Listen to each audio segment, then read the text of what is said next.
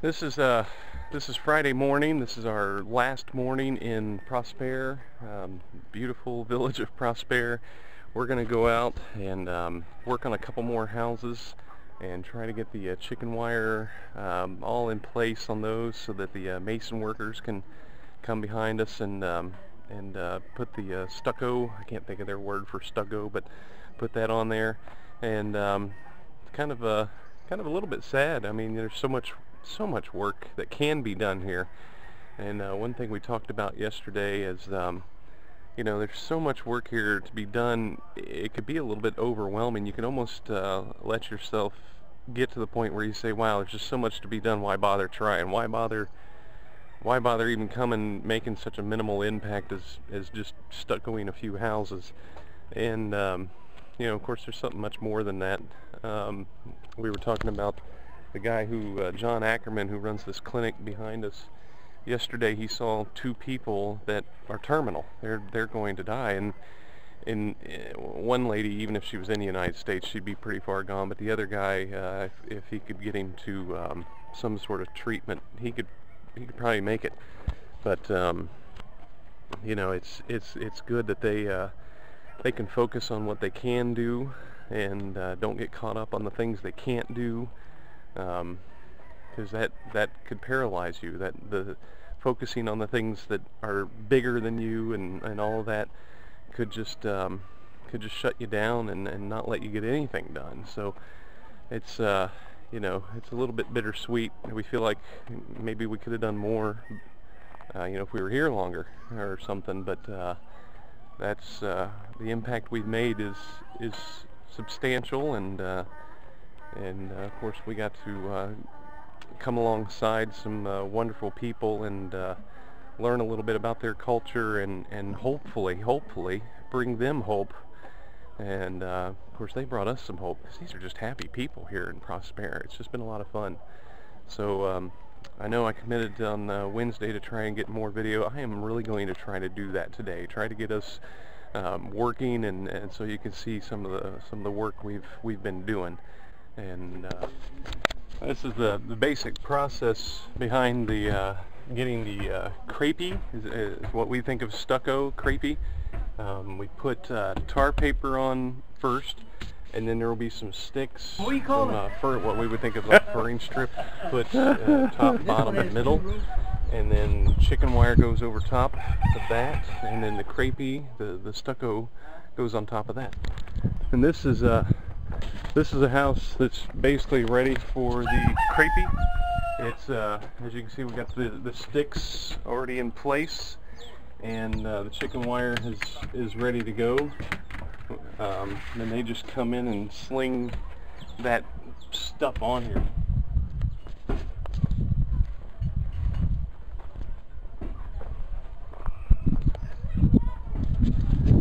As you can see here, basically the whole village is kind of a construction site at this point. This is sand. I think they call it sob.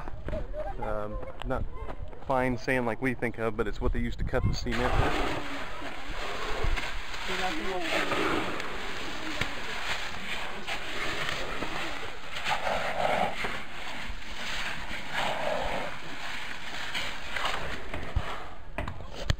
One neat thing that happened here, and maybe I mentioned this before, one neat thing that happened is the Pastor Francois, he was the one that decided who got houses built and everything.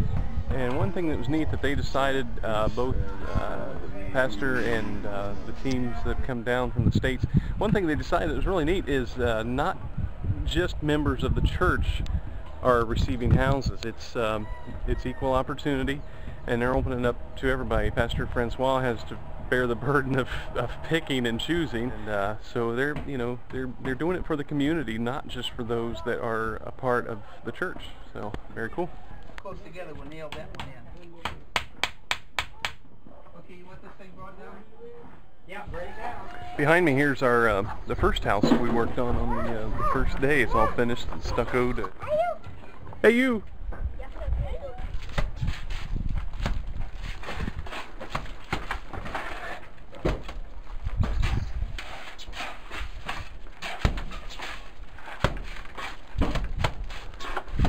Julio doing nothing. Well, it's Friday. We're kind of wrapping things up and heading back to camp. Kind of one of those things you don't want to leave, you know. But I think we got, I don't know, six houses stuccoed. I'm not sure. I'm trying to do a rough count, but for the week it looks like we're 5, 6, or 7 houses stuccoed, and the next team will have to pick up where we left off, and they'll get all of these, I guess. There's 151 wood-built houses that they'll be stuccoing, and guess we didn't get very far. No, we did good. We did good work, so we started a good thing anyway. Anju? It's kind of funny to watch them look at me, because they look at me funny when I'm talking to the camera. A lot of fun for me.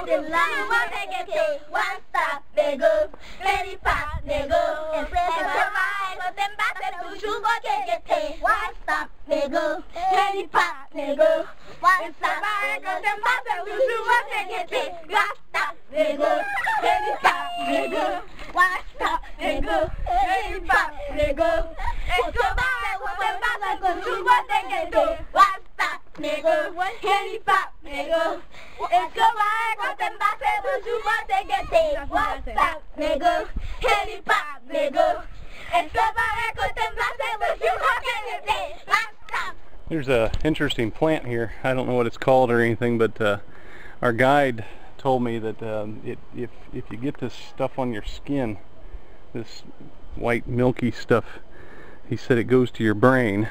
I don't know about that, but another person said if you get it on you, it makes you itch until you're crazy. So maybe that's what he meant. I don't know. But it's everywhere. They chop it down and just kind of leave it lay until it dies. This is Nana. Say hi, hi. Hi. She makes bon manger. Close? Yeah, that's very Bon manger. Bon manger. She was our cook for the entire week. Yeah. Good. Good. Good.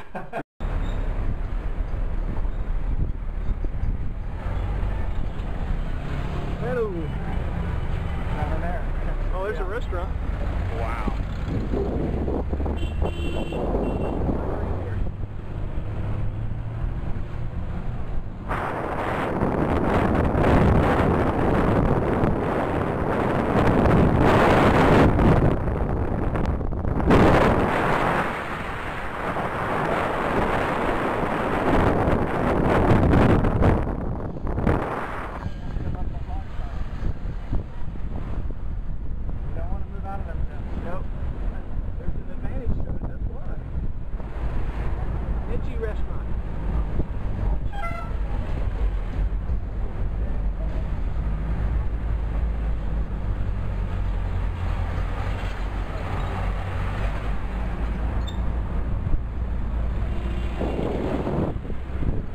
Take off when it turns green. Spread me.